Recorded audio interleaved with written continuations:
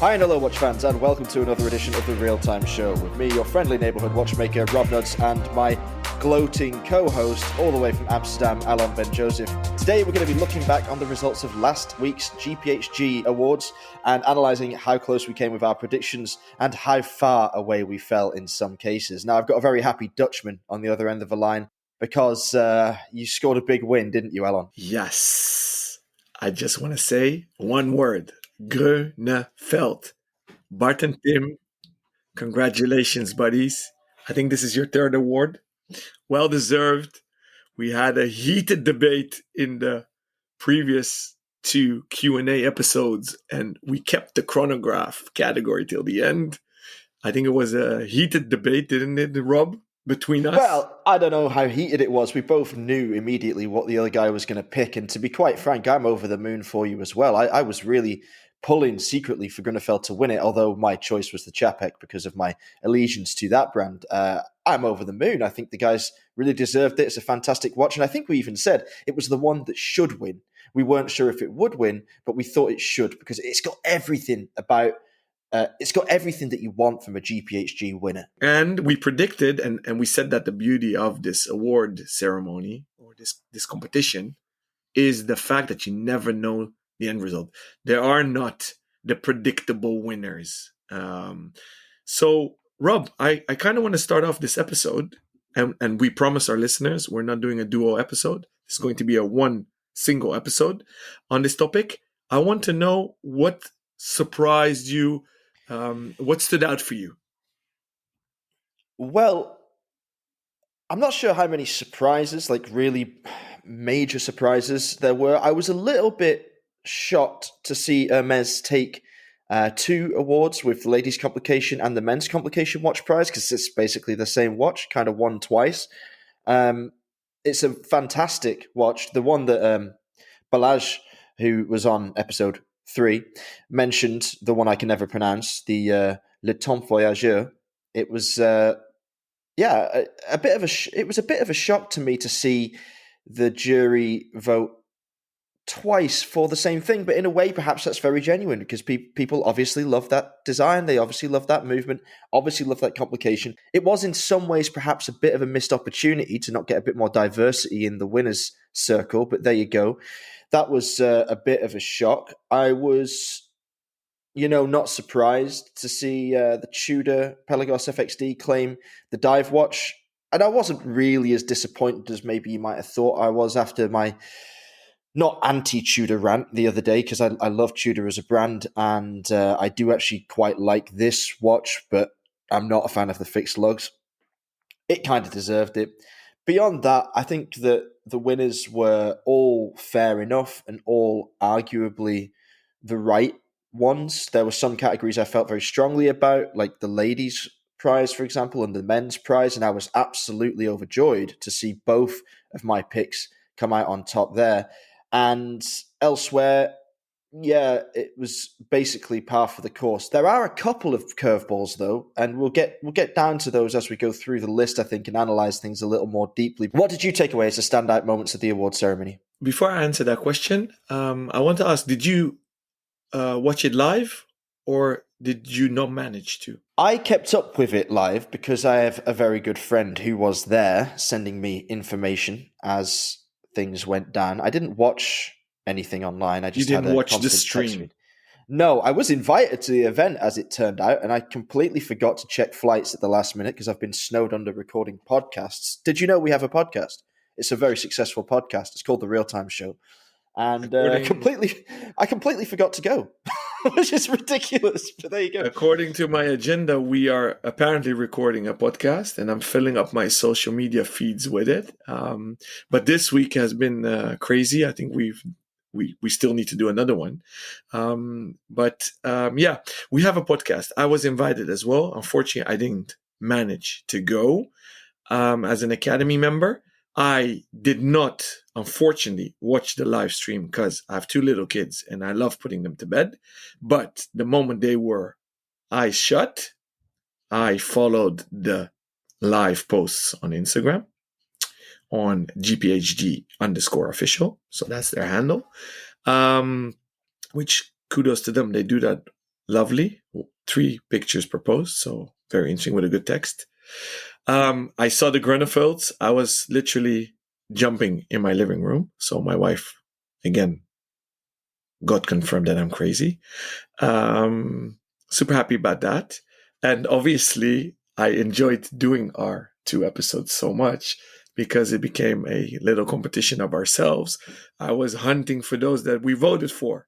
Happy for that. And then you obviously have a skewed preference to those people that you're friends with, and you're happy for them that they won.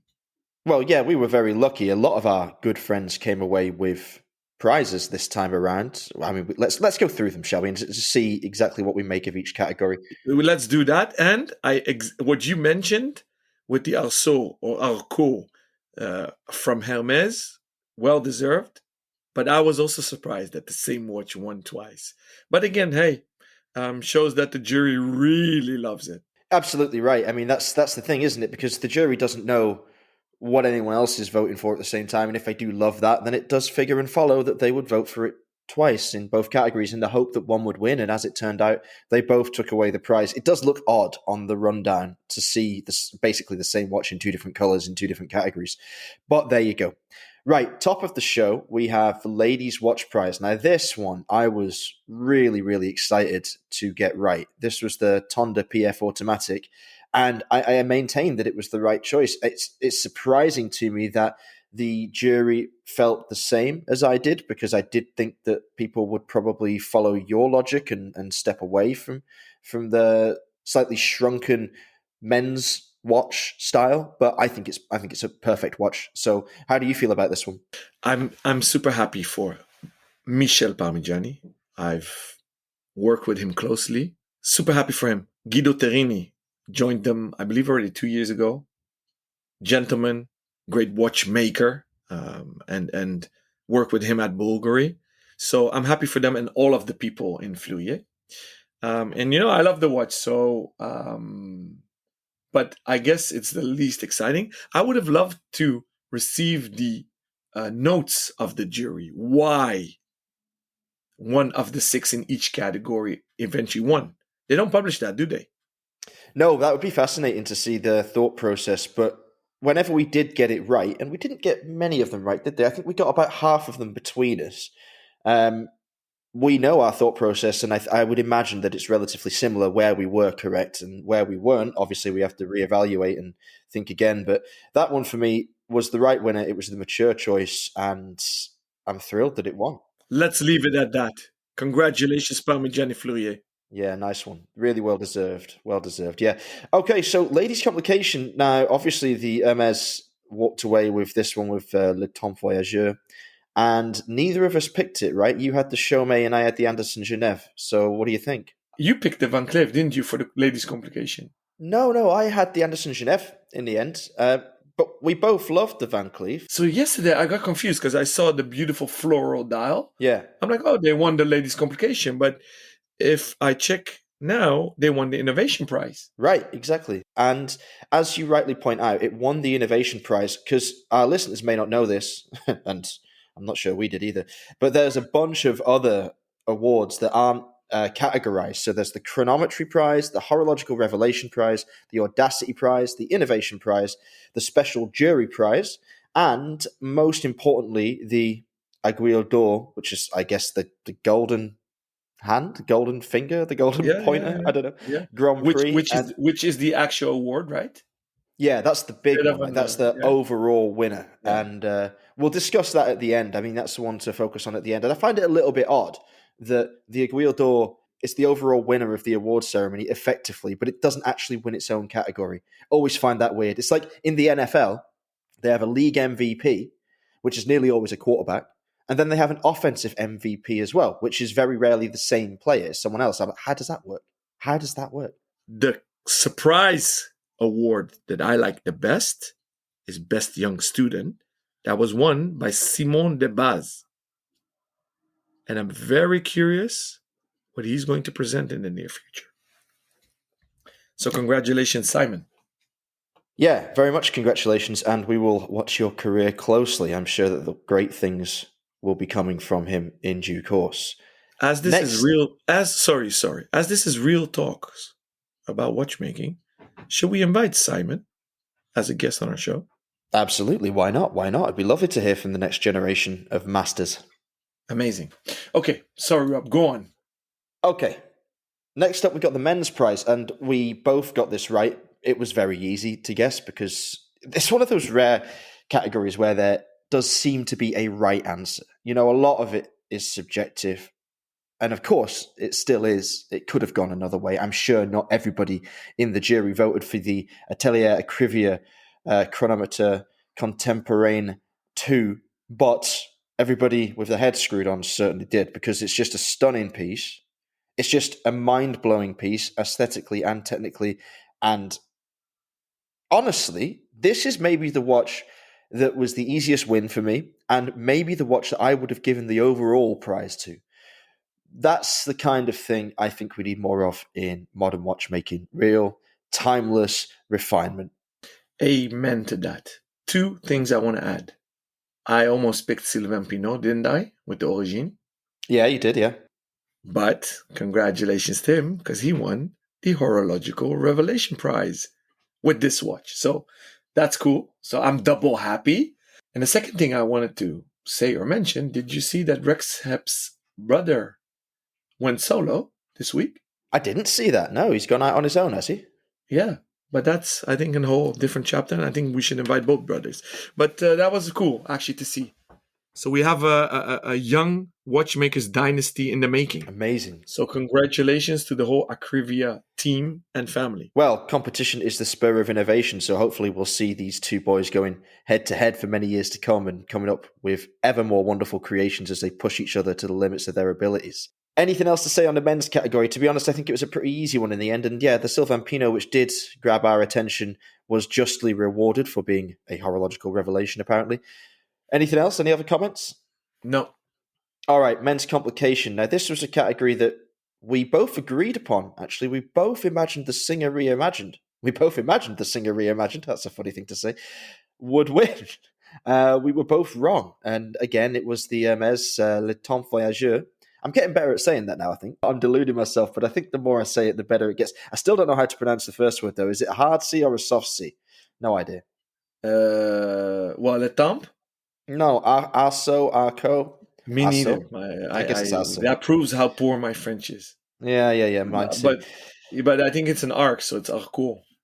Oh God. Okay. Well, okay, whatever. Dear French listeners, school us, please. Yeah, help us out. We need your help. Just drop us a note on Instagram or send us an email. Okay, this category was pretty weak. The Hermès, the Parmigiani, and the Singer were all decent watches. I thought any one of them could have won it, really, and it went to the Hermès. Fair enough, but I do really think the Singer should have won, and I stick with that. Yeah.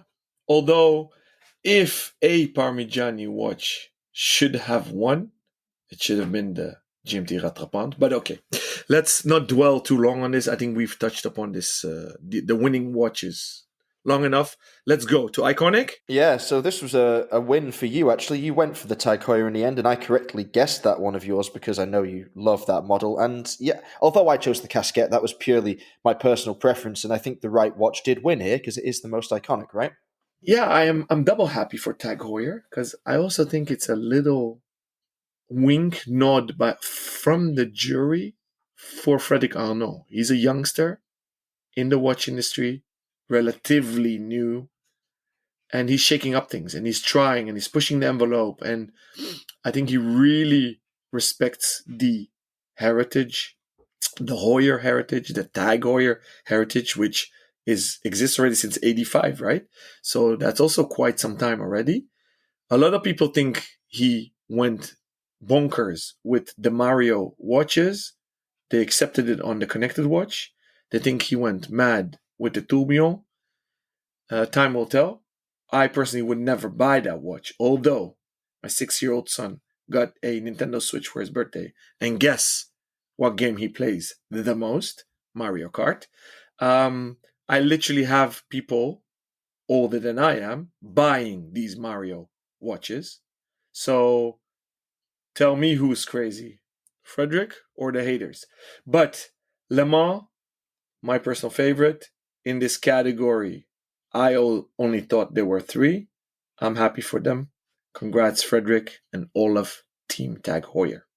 Yeah, it's the right choice, and it's a fine reward for a brand that, although doesn't ever really touch me emotionally, is doing a great job of sticking to what it's good at, and this is a perfect example of that. So congrats to Tag Heuer and the Monaco Golf. Very nice. Next up was the Tourbillon, a category that we actually reached agreement on. We both liked the Grubel Force, but neither one of us was too fussed about any of these models.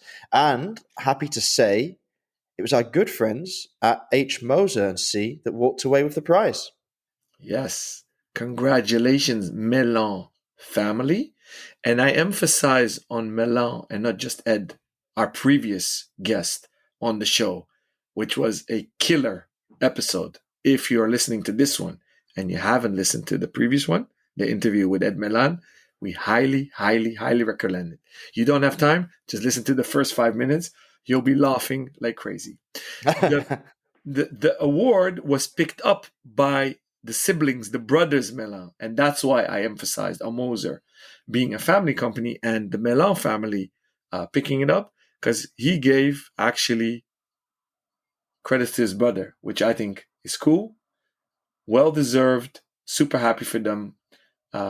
Sorry, Grobel, next year you'll get it, guys. Yeah, I was a bit surprised, not because the H. Moser doesn't deserve it, it definitely does, it's a beautiful looking watch, but there's some serious technology on display here from the other pieces as well. We both liked the Theo Orfray, we were quite taken by that aesthetic, although fair enough, it's not a huge name in the game at the moment. But the Grubel Force, we probably expected it to walk this category, and yeah, congrats, real big congratulations to the Moser team for stealing this one away and keeping the good name of the brand in lights for another year at least. All right, moving on to the calendar and astronomy section. Now, this was one I was saving up because, my God, this was a surprise for me. This really rocked me. I honestly can't believe it. And I don't know what the brands in this category think as well. If I were HYT or Moser or even Saponyeva, I would be feeling a little bit aggrieved here. Crayon, wonderful new brand, wonderful aesthetic. I don't fault the watch itself in any way, but I cannot believe that it took down some of the titans of this calendar and astronomy category. Was this as much of a shock for you as it was for me, Alon? You've literally phrased my thoughts. You verbally said what I think. I couldn't have said it better. I don't want to add anything to it. You didn't say too much. Again, congrats, Crayon. You deserve it. But the competition was fierce. Wild. It was wild, and I guess I don't mean this disrespectfully. The Arnold and Son and Crayon were maybe the least thrilling or exciting ones. Yeah. The H. Moser and C is visually maybe boring, but technologically it was exciting because I love when you reduce stuff. Less is more. But yeah, we voted for HYT, both of us, right? Yeah, absolutely. We were unanimous on this one. We were unanimous, and we did pay lip service to Crayon, and we said, I think I said something like good effort or something, which now sounds very patronizing. And I apologize, Crayon, because you're a GPHG winner, made me look like an idiot. But I honestly didn't think it had a chance in hell against these big boys. I mean, the Saponyeva one, even that was in a different league from the top two. The HYT and the Moser were streets ahead, in my opinion. But that Saponyeva aesthetically is an absolute diamond, and the Crayon, it is lovely. It is, and we mean no disrespect by it. And I, to be honest, if I were Crayon, I would be absolutely gobsmacked myself. I don't think they looked at this lineup and thought, "Oh yeah, we're coming anywhere higher than third." That must have been their absolute top expectation, to beat Saponyeva out into the third place, maybe. Yeah. I mean, come on, what a result for that brand! What an accolade to have achieved so early in its international push for expansion. What a wonderful testament it is to the importance of a GPHG itself, because you win an award like this, you put brands like HYT and H. Moser in the ground, and you're suddenly something. So, hey, Crayon, pressure's on now. You've got to show us what you're made of. Well said. And now that we are analyzing the winners, the little red thread that I think I'm spotting is that in times of crisis, we usually go back to the safer designs and brands, and the launches obviously were less crazy. HYT is one of the most crazy watches in this category, whereas in the heydays, I guess a lot of GPHG winners were the extreme watches. It seems that they went for the more reliable, relaxed, and known things. That Krivia is very less is more. Hermes is complicated, but it's not a shouty design. The Monaco is not earth-shattering crazy, right? So No, not at all. So okay, all right. Next category: mechanical exception. So that's my winner, isn't it? No, mate, that is not your winner. No, it's yours. Yeah, I won this one with Ferdinand Berthaud. Yeah, thanks. Yeah, I mean, what do I say? I really believe in it. I think it was the right choice, and I'm a huge fan of it in theory and on the wrist. So I'm very, very happy to see that it won. I really, really feel good about this one. And you ended up picking the Bulgari, right? Yeah. Which picked up an award elsewhere. They picked up the Audacity Prize. Audacity. The Audacity Prize. I don't know how to give that an American spin. Or Audacity. Audacity, I guess. My wife is English, so she always makes fun of my mishmash of different English accents. But I lived in the States, so in my defense. Anyway, so Ferdinand Berthaud, the Scheffler family, congrats, guys.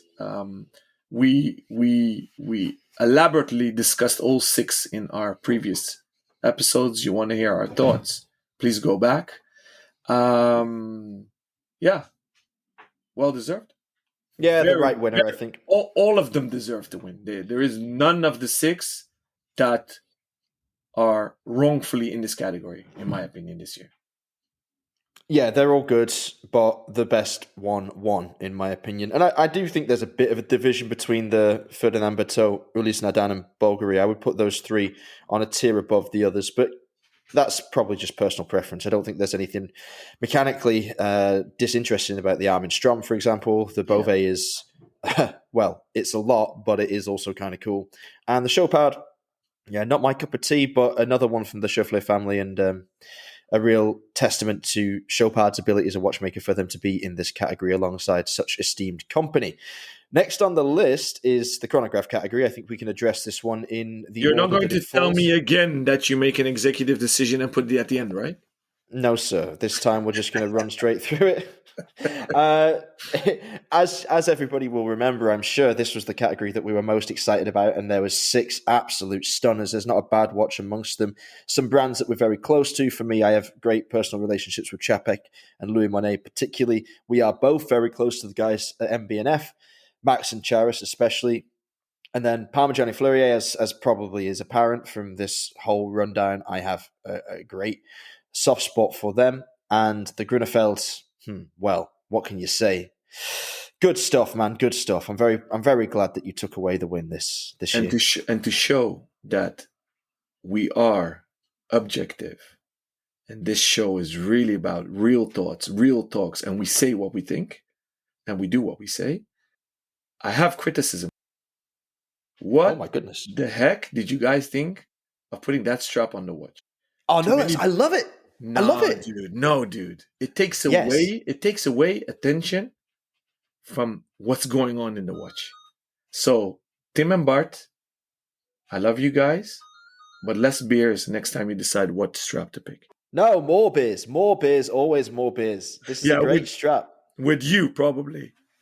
Yeah, okay. The less said about that, the better. But honestly, this was a brilliant choice. And hey, man, the jury disagrees with you. The jury likes the strap and the watch combo.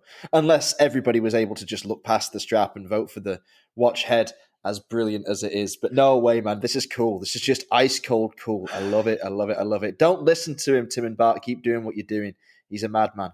On this topic, I want to give kudos to Silas of A Collected Man. I believe he's the only one who always presents the watches on his website when he sells them social media without a strap. Did you notice that? That's an interesting point. No, I didn't notice that. Huh. So That's all cool. of you, check that out. It's interesting because it gives you a different perspective. We did that together with you with the Ace X Nomos collabs when we had the trilogy of Amsterdam series. Yeah. The main picture was all three without a strap. It gives. Yeah, I remember that. Yeah, It suddenly gives you a different view of a watch. It's as if you see a person dressed up and maybe in a bathing suit or something. I don't want to use the word NUDE. Oh, no, of course not. This is a family-friendly podcast over here. There's no nudity. Can we use profanity on this show? Occasionally. All right. Let's try not to. Okay. Congrats again, boys, Groeneveld boys, and the whole team in Oldenzaal in my dear home country. It's fucking brilliant. You know now the show will be boycotted in the US, right? Because of that comment. All right, I'll beep it out. Divers, I think we were rather explicit in this category, both of us, weren't we? If you say so, I can't personally remember anything about this category whatsoever. It's completely left my brain. I don't remember what I picked. I don't remember what you picked. I believe you picked the Doxa, and I believe I picked the FXD, if I remember correctly. That doesn't sound right at all. That sounds like you've just made that up there. I think I picked the FXD and you picked the Doxa. Whatever. So ding ding ding, point for me again. Do you want to discuss it? No. Interesting fact though, Bulgari won a lot of GPHG awards the last decade. Fun fact: this award for Tudor is their 8th in a decade. Is it really? Yeah. That's so good. They're on a slow burner. They're snipering through these Academy Awards every time. Yeah, what to say about this? I know I picked the Doxa, and I think it is a more remarkable watch, shall we say, than the Tudor Pelagos FXD, but I think this is a very fair win for Tudor. I think it certainly was the watch that caused the most stir this year, and it is the one that people will remember for the longest, I would imagine, simply because it was the main headline when it came out. Everybody was going crazy for it. There was so much speculation around it, whether it be a Marine Nationale special edition or whether it be something else, and it turned out to be something nobody really expected, which is always a great stunt for a brand as big and as widely discussed as Tudor to pull. So congratulations. I mean, I can't fault it, really. It's a great watch. It's not one I would ever consider buying myself, but fair play. I would, and I'm on my own waiting list. I want to add something to this category. I want to stand corrected, mea culpa, about the Artia.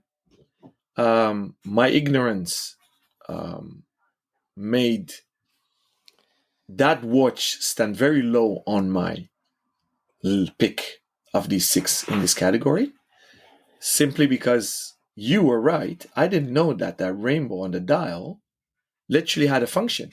Because after we recorded that episode, I was reading my favorite trade magazine, which is Europastar, and there was a whole article about this watch. And you're right, Rob. The dial literally features how deep you dive, and they don't lit up simultaneously. So I didn't know that.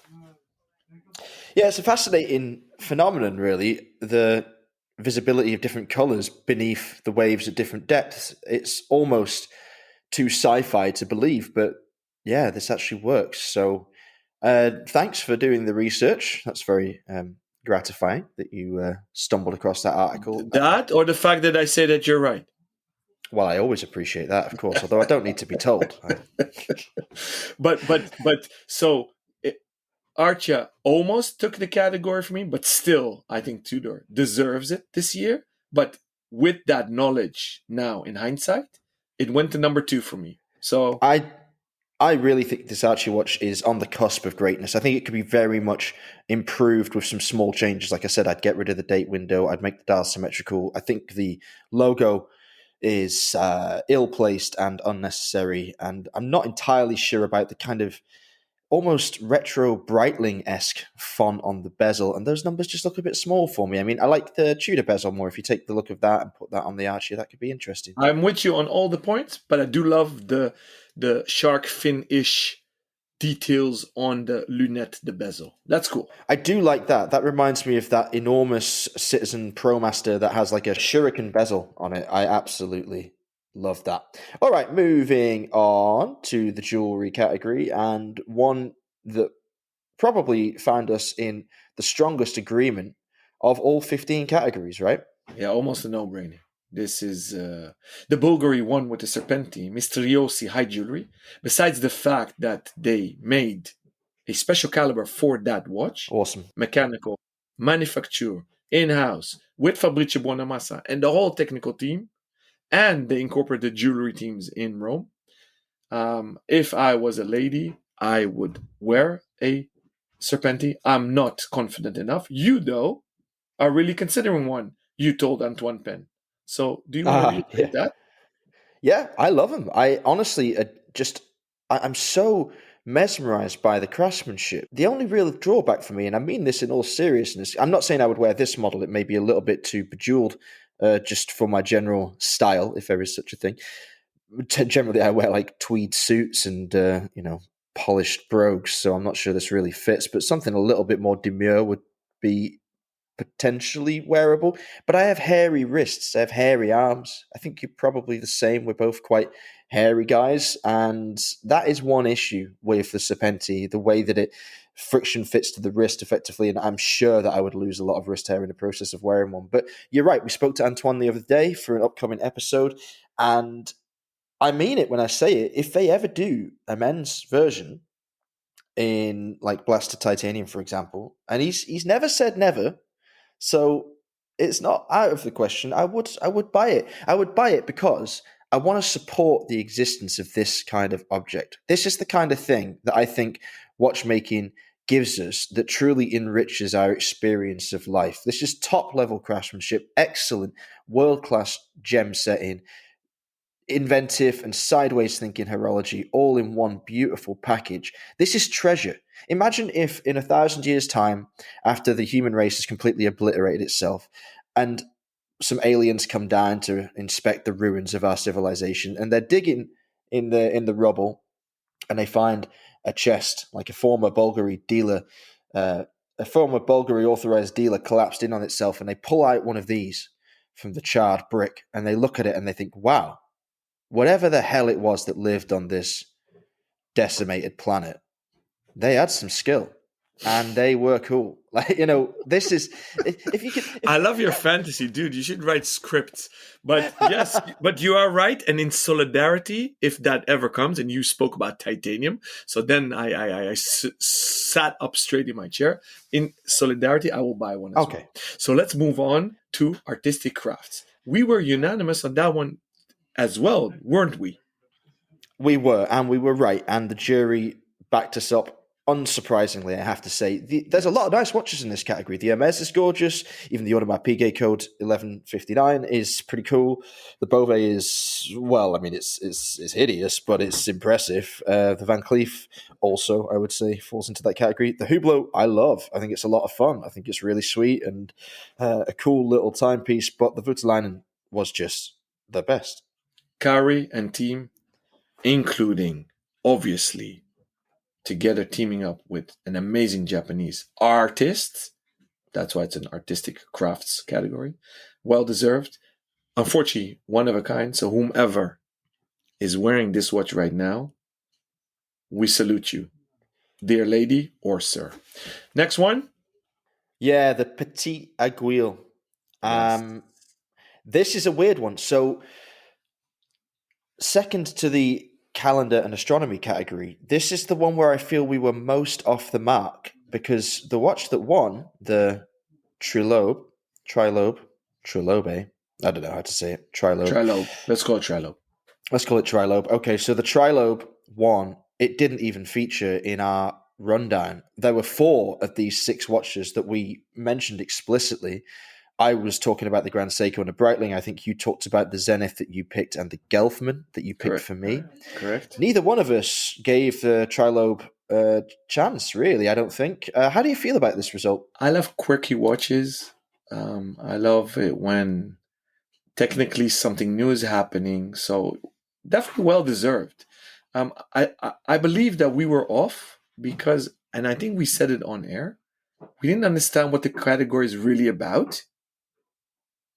So maybe that's why we're totally off. I don't think we understood its mission. Honestly, I actually understand it even less now. I mean, it's a nice. I'm serious. It's a nice watch. It's solid. It's great. But like, this is the 3.5 to 10,000 category, right? Which is a bracket that I really object to. Like I said on the show last week, 3.5 to 5, that's a category, fine. 5 to 10, that's a category, fine. But the difference between 3.5 and 10,000 in watchmaking is absolutely gargantuan. 3,500 is the kind of price point that not everybody, but a lot of individuals could pinpoint as a target at some point in their lives to save up for and buy a watch of that value. 10,000, 5 figures, we're talking 5-figure watch. That's a big chunk of change to drop on anything that isn't essential in life. And the difference between those two is just worlds apart, universes apart. I still don't understand it, and I'm not sure if we were going to go for the Trilobe here, why the Gelfman didn't win. So I picked.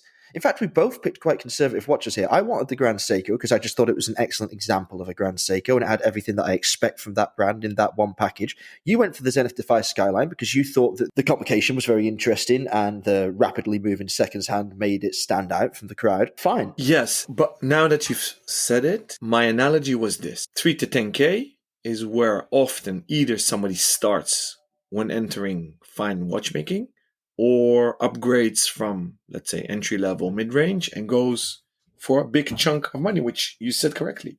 So I reiterated by saying, okay, which of these 6 gives you the most bang for your money? And I agree with you, the Grand Seiko does it as well, but I didn't like the bezel. So I went for fair. Zenith. And I agree with your choice. The Gelfand should have been number 6 then, because that's so odd and crazy that I would never recommend anybody to start its high-end collection with that watch, unless you're totally into steampunk. So let's leave it at that. Congrats, Trilobe. We're happy for you. Jury, we would love to know your analogy. Yeah, we are happy for them. I mean, we've heard good things about the guys behind the brand. We like what they're doing with the novel way of displaying the time. And this is a very smart, very wearable, surprisingly timeless piece. So fair play. And fun.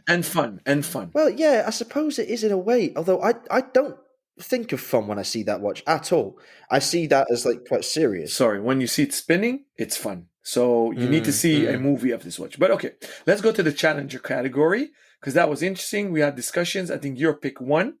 It did. Thank God. Thank God, because I threatened to eat my hat if the Tudor Ranger had taken this one home. You did. So congrats on that, Rob. Thank you. Congrats on that for MB&F and all of the teams because I love the watch. I love the philosophy behind it because what they wanted to do is democratize the creativity of MB&F. This is not an MB&F. The Mad Galleries are galleries created by Max Busser and their teams, and they sell mechanical, marvelous items there, not just watches. The Mad one, the red one is not the first watch, because the first one was, I think, a gift to all the friends of MB&F, if I'm not mistaken.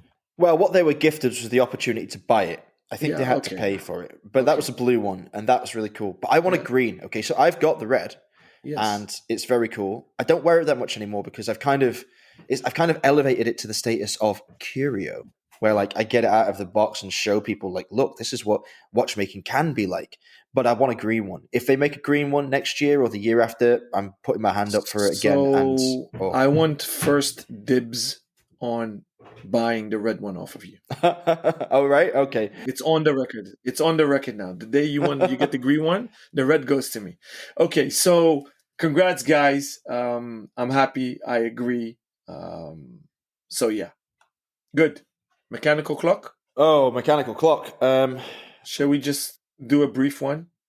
Yeah, Van Cleef won. Congrats.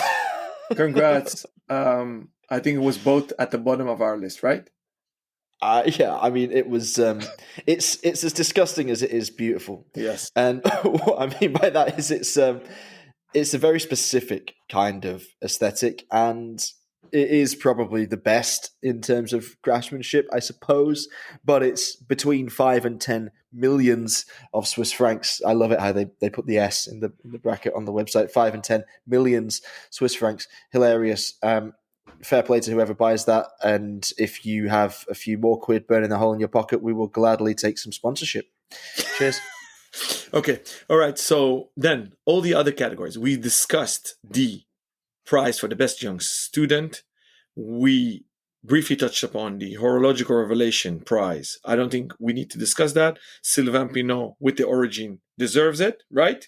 Yeah. I mean, it's cool. It could have gone to a few places, but I think that's actually a really nice pick for that one. And then Tourbillon. I'm kind of happy that Grand Psycho, which is a separate brand, Grand Psycho, did not win in the Tourbillon category, but they received the chronometry prize with their Codo Constance Force Tourbillon. I think it's cool. I think it's a wise choice, and they deserve it. I like this watch more the more I look at it, I have to say. I'm really getting into those lugs. I appreciate the case shape entirely. I think it's surprisingly wearable for a watch that retails for 382,000 Swiss francs. I think that the movement is very attractive, and I'm glad to see it win something, because it was a big deal in the industry when it came out, and it caused a lot of news, and it got a lot of coverage, and I'd like to see one on the wrist, actually. I've not had this one on the wrist yet, but I would like to try it because it is quite a piece. Well said. Innovation Prize went to Van Cleef & Arpels with Lady Arpels Heure Florale Cerisier. I mean, this is a gorgeous watch. However you look at it, we both paid it lip service in our rundown last time. I like it very much. It's the kind of watch I would wear if I were a woman, I think, because it makes full use of Van Cleef's incredible skill set.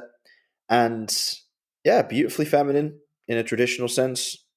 I'm not sure if I'd really buy the whole innovation aspect. I mean, how innovative is it really? It's basically super deluxe Mad 1. Yeah, I guess so. The time indication is on the side of the case. And it's been done before. So, but okay. I'm curious though, what was its competition? Or they just pick one innovative prize from the whole lot? Yeah, I think that's how it works with these ones. Everything from the chronometry to the horological revelation to the audacity to the innovation and the special jury prize, and of course the big one, the Aguille d'Or Grand Prix. So, do you think that they pick the categories? Whomever won is not eligible to win another one in these Super League categories? Yeah, honestly, I don't know which way around it goes. Okay, so I would probably assume that the votes from you guys from the Academy come in first, and they decide the categories. And I guess these special prizes are given subjectively by the jury that sits there, which Nick Fawkes leads. Yeah. Or led this year. Yeah, and it is possible, of course, that they restrict themselves to picking from the categories that didn't win so that there aren't duplicates. Although in a strange way, that seems a bit odd because the Audacity Prize, for example, although it isn't a category in itself, seems more prestigious. All of these ones seem more prestigious than all of the individual categories because they're basically up against everything. Yeah. So it's weird that you would maybe get the losers in those. We'll have to do a bit more research and find out. We'll have to dig into it with a jury member and see exactly how they make these picks. But that's interesting. Okay, so either we invite Nick or Waco, or we can invite. I will get Waco on the show. He'll be good value, I'm sure. Yeah. Okay. All right. So let me ask you a question. Do you feel that the Audacity Prize went correctly to Bulgari with the Octafinissimo Ultra, the 10th anniversary? Which held a few months on to the world record of slimmest wristwatch. So, okay, am I allowed to pick a watch that won its category? Yes, I think you can. Well, there are two actually that really stuck out to me. One didn't win its category. That was the Louis Monet Time to Race chronograph that I like a lot because it uses some interesting techniques in its case construction, like the huge domed sapphire, and it uses a twin chronograph scale. So it has this like triangular sort of scale that stands proud around the outside of the dial. On one side, it indicates the tachymeter. On the other side, it indicates the split seconds. I find that really cool. And then the subdial, which is a number unique to the owner. There's only one in each colorway with each number ever made. That's made out of neorolith, which is this weird sort of material, like a bit like ceramic in a way, that can be polished to a high gloss finish and has exceptional color fastness, so it would last for years. And that dial side chronograph mechanism, it's gorgeous. Like, I think it's a seriously underrated watch. So I would have thought about that for the Audacity Prize. But if I could pick one that actually won its category, I would say that the Mad One Red should have won the Audacity Prize, because I do think that is audacious for many, many reasons. And yeah, that would have been my pick. Interesting. And it depends on how they approached the definition of the category. But anyways, I do think that Bulgari deserved it, because breaking world records is very audacious and even attempting to. So congrats again, Bulgari. Then, special jury prize for François Junot. For those that don't know him, he started straight out of school and he calls himself an automation builder. He's not per se a clockmaker or a watchmaker. My advice, Google him. Super cool. The things that has made, automated, and built. Do you want to add something to that, Rob? So I think we say automaton, right? That's what he specializes in. Yes. I've never met him. I have seen some of the works that have certainly inspired him at the Watchmaking Museum in the Chaux de France.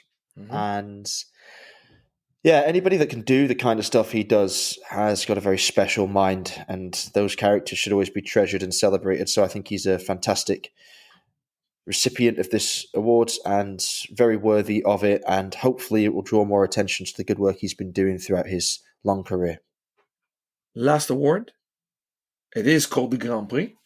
The overall winner, the big boy went to our friends at MB&F again, but now with the Legacy Machine Sequential Evo.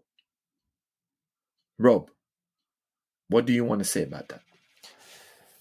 I mean, we knew from the moment we saw the Legacy Machine Sequential Evo that it was something special. What it's based on was special enough, in my opinion, but the evolution of it to make it even more complicated, to give it this wonderful eye-popping aesthetic, was a step in the audacious direction that perhaps we didn't expect, or perhaps we didn't think MB&F needed. But when you see the result of it, you can see the genius and the forethought behind it and how valuable a contribution to horology it actually is. So is it a rightful, worthy winner of the Grand Prix? Yeah, of course it is. I mean, this is what luxury, high-end watchmaking is all about. This is exactly what we should be promoting as an ambassador of our craft and our industry. It's close to perfect, and the mechanism, the way that it works, the way that it's set is mind-boggling. It's magnificent, and I can't say enough good things about it. It's funny that it featured in the Chronograph category, and neither of us picked it because of our personal affiliations with other particular models.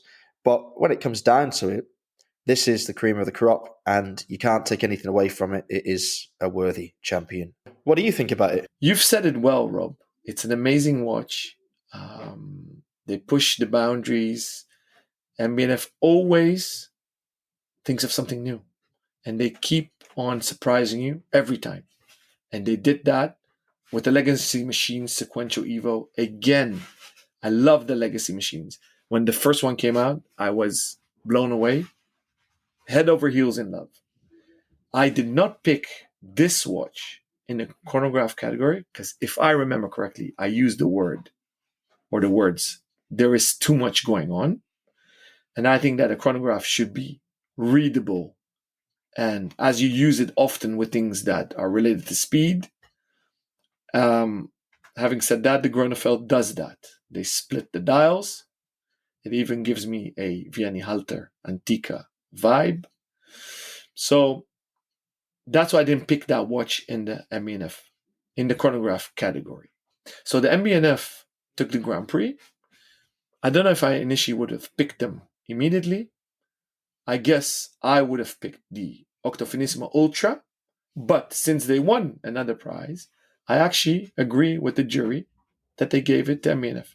So congrats, guys. Rob, I kind of want to end this episode by asking you what 3 watches from this year's winners will stick or stood out for you or are your favorite? That's a good question. It's hard for me to step away from the chronograph category.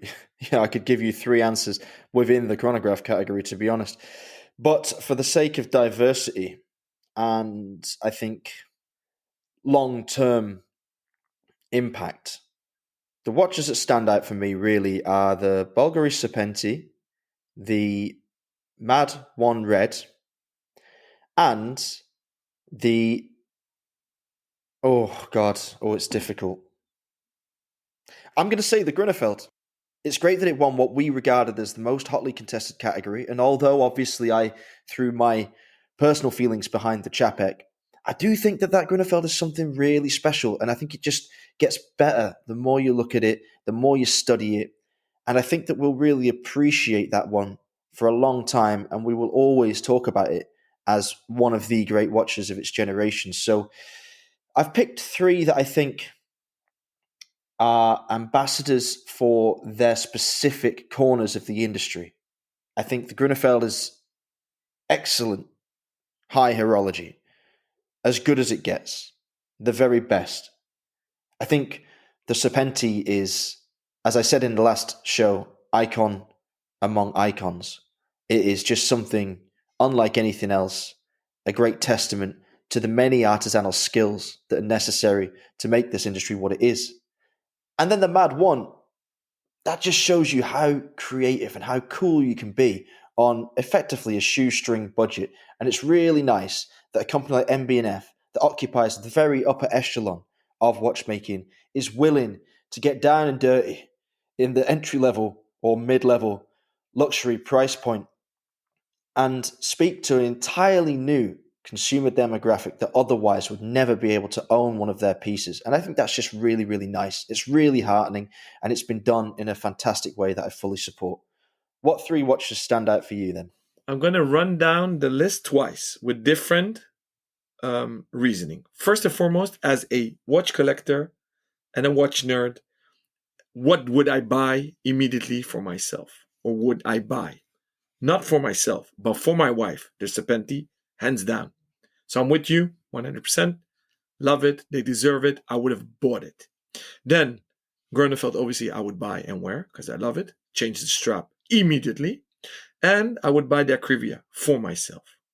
But if you look at which watches deserve it, and I think that this award should go in the spirit of making watchmaking history.